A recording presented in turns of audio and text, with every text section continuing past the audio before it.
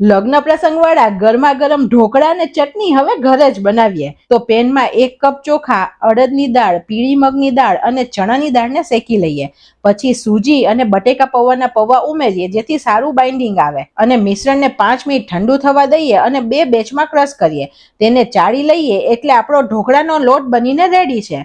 હવે તેમાંથી 1 કપ ઢોકળાનો લોટ લઈ તેમાં ખાટું દહીં, લીંબુનો રસ, હિંગ, મીઠું, હળદર ને આદુ મરચાની પેસ્ટ ઉમેરીએ. તેમાં 1 કપ પાણી ઉમેરી અને બેટર બનાવીએ અને રેસ્ટ આપીએ. લસણની ચટણી માટે 11 કળી લસણ, મીઠું, લાલ મરચું અને ધાણા જીરું વાટી તેમાં પાણી ઉમેરીએ. વઘારિયામાં તેલ, હિંગ અને બનાવેલી પેસ્ટ ઉમેરી તેમાં પાણી ઉમેરીને સાતરી લઈએ. થાળીને તેલથી ગ્રીસ કરી બેટરમાં પાણી ઉમેરીને કન્સિસ્ટન્સી ફરીથી સેટ કરીએ. તેમાં તેલ ઉમેરી અને ફીણી લઈએ. પછી તેમાં ઈનો અને પાણી ઉમેરી બેટરને થાળીમાં પાથરી દઈએ.